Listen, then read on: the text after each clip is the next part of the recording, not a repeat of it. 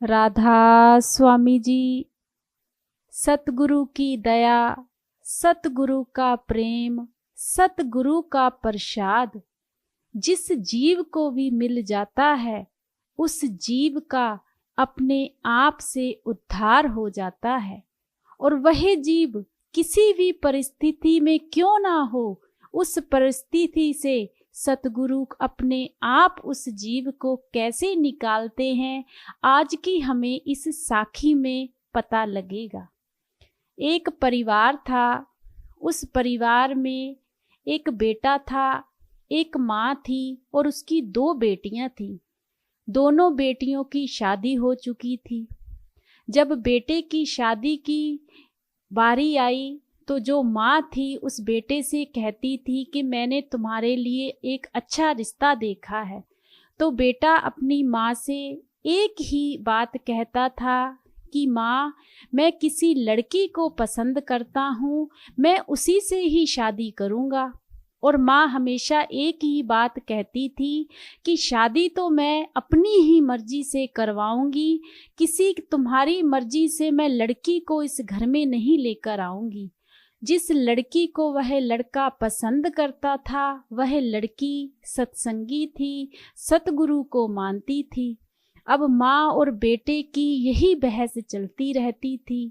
एक दिन वह लड़का उस लड़की से शादी करके उस लड़की को अपने घर पर ले आया। जब घर पर ले आया तो जो माँ थी वह इस रिश्ते से बिल्कुल भी राजी ना हुई।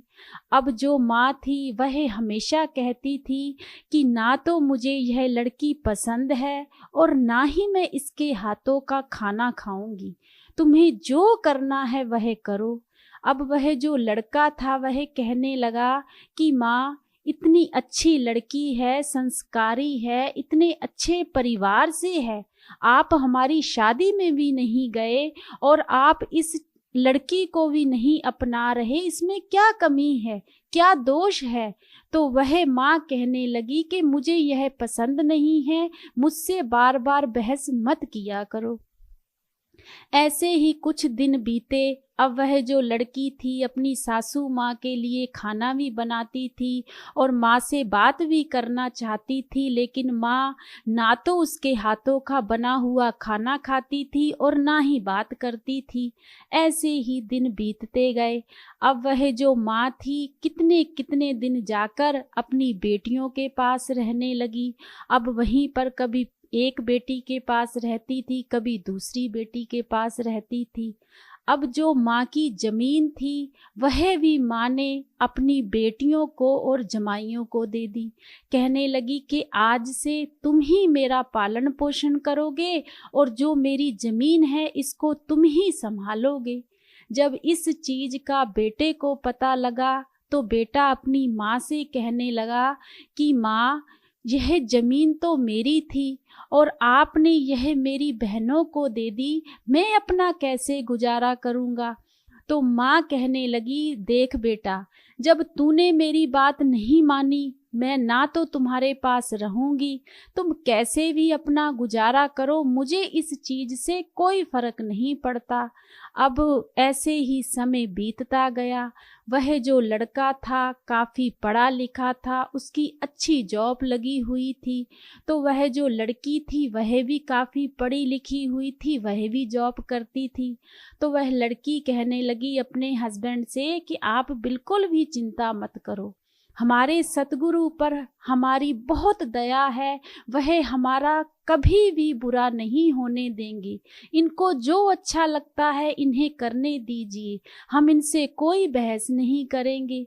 तो वह लड़का कहने लगा कि ऐसा तो नहीं होगा, जो जमीन का मेरा हिस्सा है, चाहे मुझे केस ही क्यों ना लड़ना पड़े, लेकिन मैं अपनी प्रॉपर्टी लेकर ही रहूँगा। अब ऐसे ही समय बीतता गया।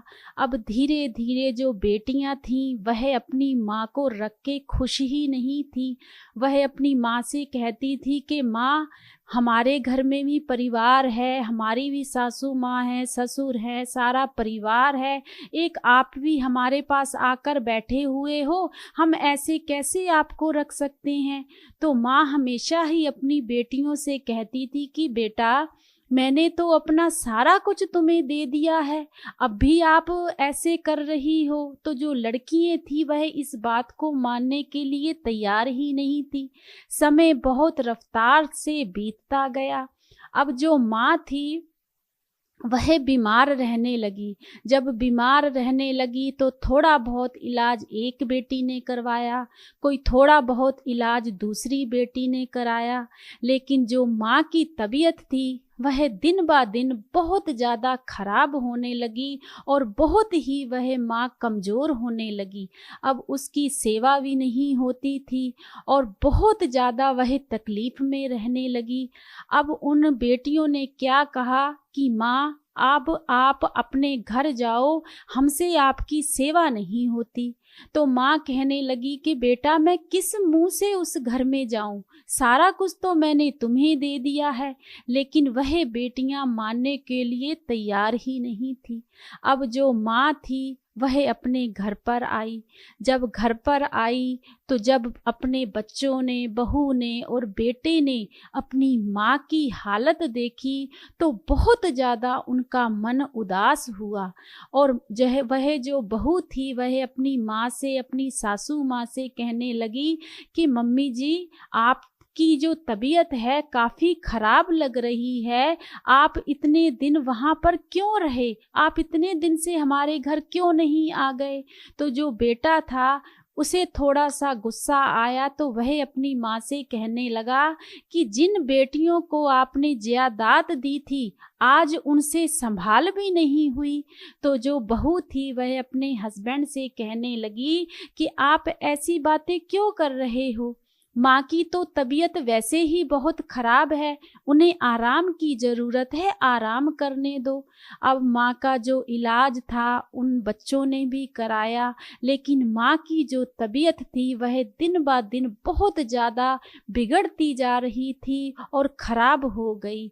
ऐसे ही दिन बीतते गए। जो बहू थी अपनी सासू माँ की बहुत सेवा करती, उसकी जो पैर थे वह भी दबाती और खाना भी अच्छा खिलाती, अपने हाथों से अपनी सासू माँ की सेवा करती।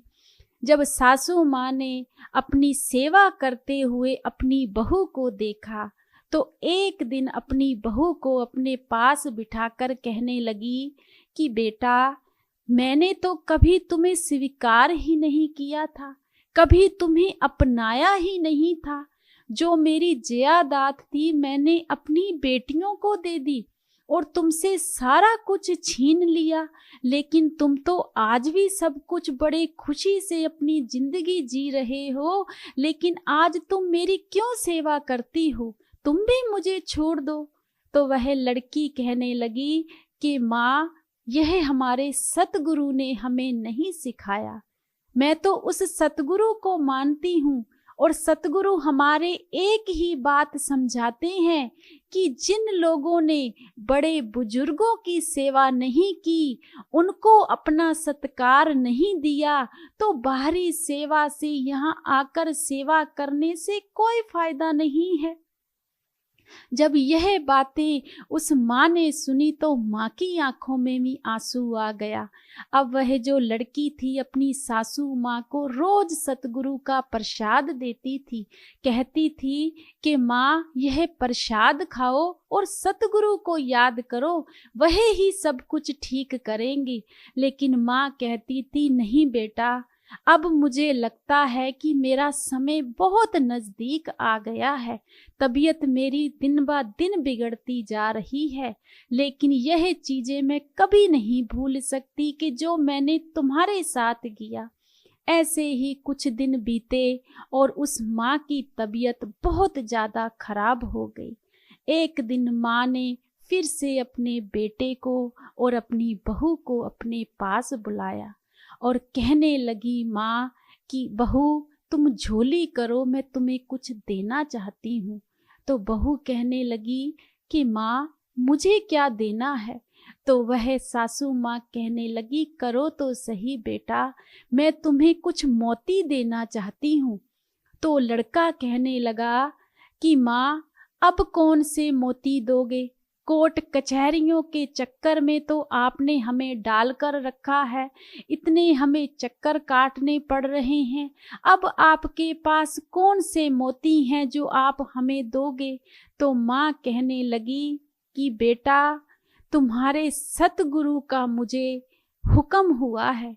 ना तो मैंने कभी तुम्हारे सतगुरु के पास गई हूँ, ना ही मैंने तुम्हारे सतगुरु को कभी देखा था, लेकिन वह सतगुरु मुझे यह सब कुछ कहकर गए हैं कि जो कुछ भी इन बच्चों से छीना गया है वह सब एक दिन इन्हें मिलेगा और इन्हें घबराने की जरूरत नहीं है और तुम्हारा भी पार उतारा जरूर होगा।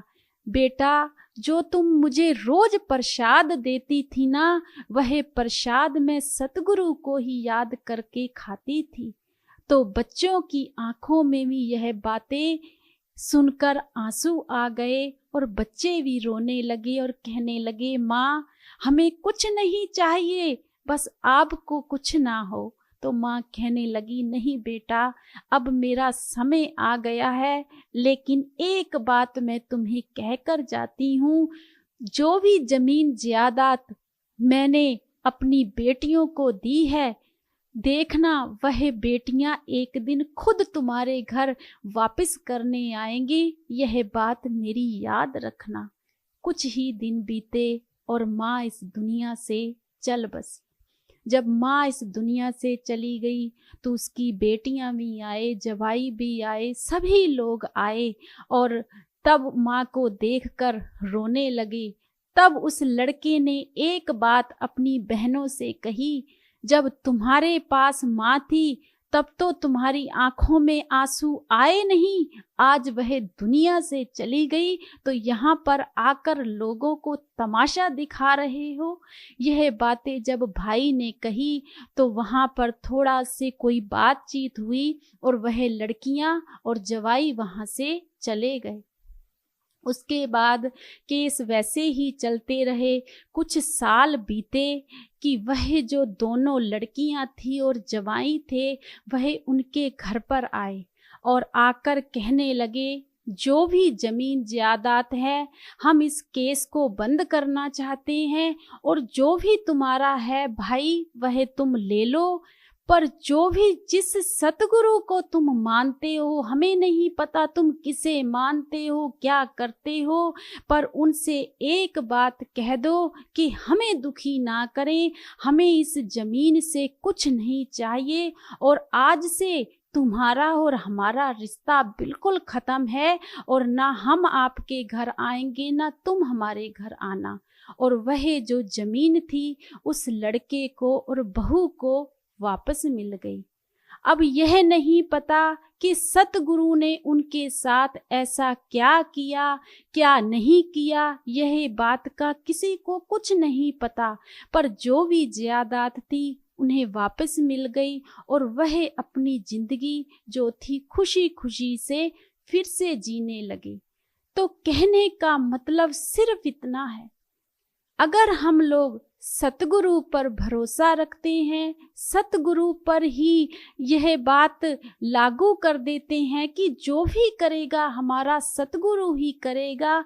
उस लड़की ने एक बार भी शिकवा गिला नहीं किया, ना ही अपने हस्बैंड के साथ, ना ही अपनी सासू माँ के साथ कि हमारे पास तो कुछ भी नहीं है, हम माँ की सेवा क्यों करें, क्योंकि वह सतगुरु के साथ जुड़ी हुई थी, सतगुरु के साथ प्रेम करती थी। तो सतगुरु ने कैसे उनके कारज सवारे यह तो उन्हीं को ही पता है।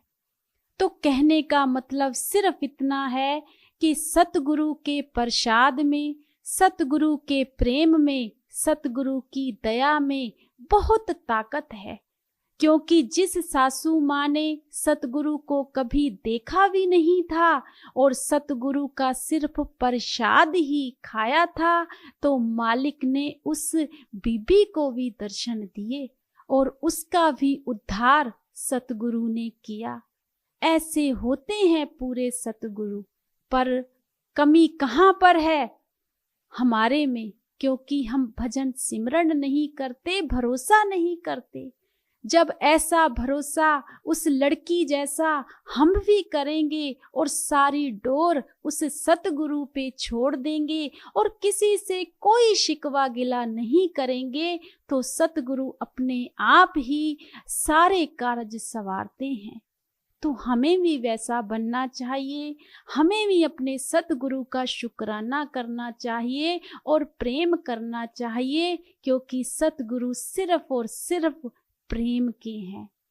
प्रेम करेंगे तो सब कुछ पालेंगे। राधा।